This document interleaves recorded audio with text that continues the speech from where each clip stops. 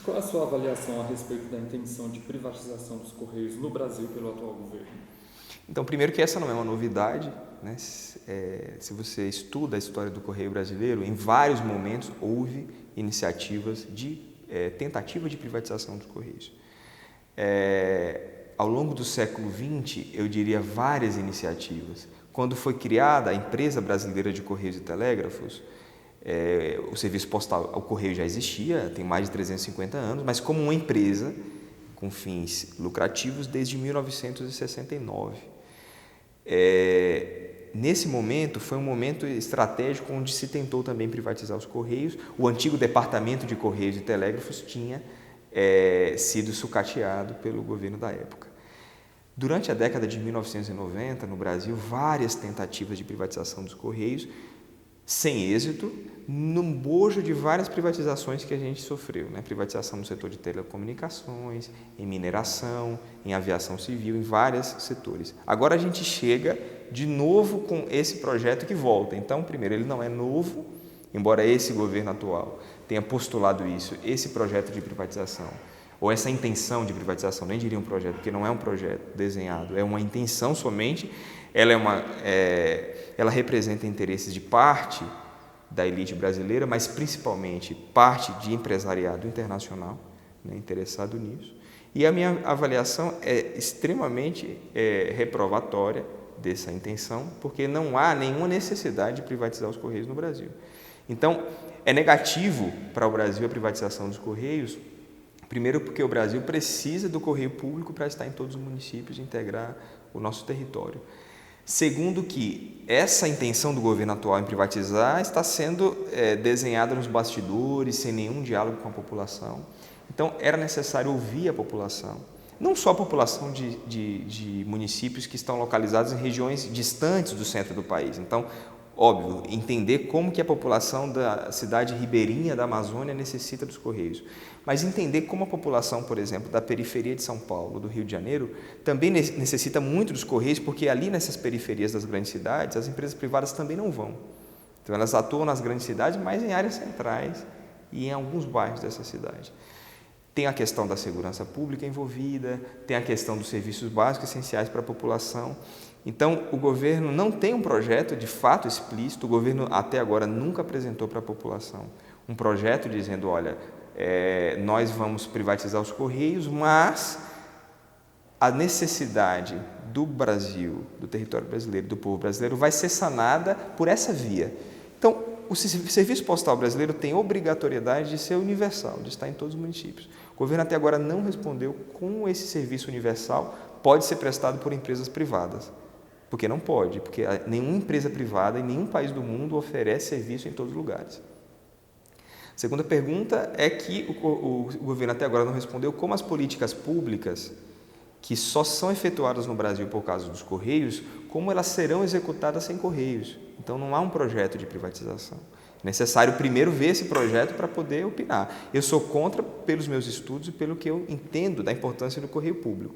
Mas o governo nunca apresentou essa proposta, nem para os pesquisadores. Então, nenhum acadêmico no Brasil, nós que estudamos o serviço postal, nunca recebemos nenhum documento do governo para avaliação, nunca fomos chamados para compor nenhuma consultoria, nenhuma atividade nesse sentido.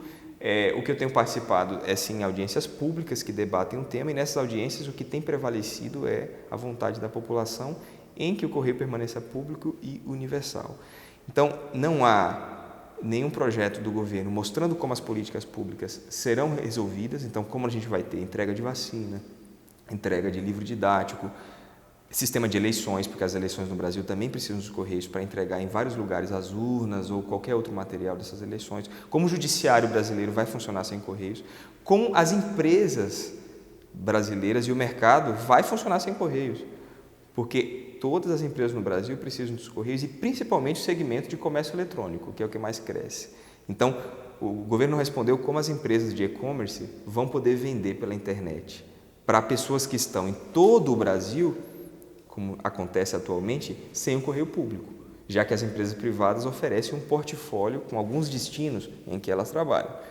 Então, Eu sou, mas não só eu, vários segmentos da universidade, dos pesquisadores contra essa intenção, porque essa intenção, primeiro, ela não tem nenhum projeto, e segundo, além de todo o prejuízo que pode causar ao Brasil, ela responde a interesses internacionais. E aqui eu falo não porque o governo declarou isso, mas eu falo com base nas pesquisas que nós realizamos, né? No período que eu passei nos Estados Unidos, eu entrevistei altos executivos de empresas privadas de Correios. Algumas desses documentos estão publicados, outros são publicações dessas próprias empresas. Por exemplo, o FedEx tem uma página onde eles apresentam, no seu site oficial em inglês, ou pelo menos apresentavam à época, as intenções em alguns países onde eles pretendem entrar agressivamente no mercado. O primeiro desse país da lista é o Brasil, por exemplo. Como a FedEx não consegue entrar plenamente no território brasileiro em todos os segmentos, o que eles fizeram foi comprar uma transportadora, por exemplo, brasileira, para aí poder atuar. Outro caso foi extremamente delicado quando houve Olimpíadas no Brasil, no Rio de Janeiro, em 2016. O Comitê Olímpico Internacional tem uma parceria já de longa data com uma empresa multinacional privada de Correios, que se chama UPS. Só que no Brasil essa empresa só poderia atuar no segmento de encomendas. Ela não poderia, por exemplo, entregar os ingressos nos endereços das pessoas ou enviar qualquer tipo de mensagem, carta, telegrama, SEDEX, envelope, coisas do tipo, só encomendas. Portanto, aí o Comitê Olímpico Internacional optou por utilizar a logística dos Correios, que foi bem sucedido. Então, a privatização dos Correios no Brasil coloca em risco a nossa soberania, porque esse serviço provavelmente será adquirido por uma dessas grandes empresas multinacionais.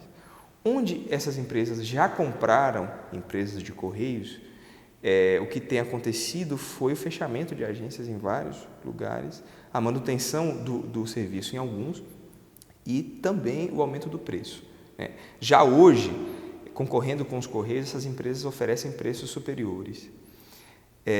Em países onde elas atuam, elas oferecem preços também superiores. Nós pesquisamos nos Estados Unidos os preços em simulação de correspondência entre a costa leste e a costa oeste, entre a empresa pública e as empresas privadas. O preço médio das empresas privadas era 30% superior ao preço da empresa pública. Portanto, é um risco muito grande entregar esse serviço na mão de agentes privados e, sobretudo, de agentes de fora do território nacional. Se você observa a missão e os valores dessas empresas de Correios, eles dizem que são agentes que atuam globalmente em todos os países. Mas quando você vai pesquisar mesmo, você observa, e nós fizemos vários mapas disso, onde atuam ou não atuam empresas multinacionais privadas de Correios.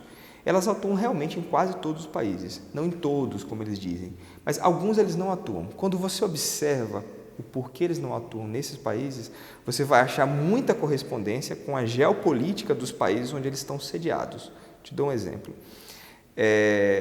A empresa americana FedEx, ela só não atua naqueles países que estão na lista de inimigos dos Estados Unidos. Então, a lista negra de inimigos de Washington contém, por exemplo, Coreia do Norte, contém Irã, contém Sudão do Sul. E nesses países, essa empresa não atua, ou seja, ela obedece estritamente à geopolítica daquele país onde ela está sediada, né? Então, não é esse o futuro que a gente quer para o Brasil. Imaginemos que numa situação diplomática complicada entre Brasil e Estados Unidos, ou entre Brasil e Alemanha, onde está sediada a DHL, nós não queremos ficar sem um serviço postal. Ou ter o nosso serviço postal sujeito aos interesses e aos ditames de outros governos. Nós queremos ser soberanos no nosso serviço postal, como já somos. Então, essa é uma questão importante para a gente pensar em qualquer intenção de privatização do governo atual. O governo também nunca respondeu como garantir a soberania nacional em caso de privatização de um serviço estratégico como os Correios.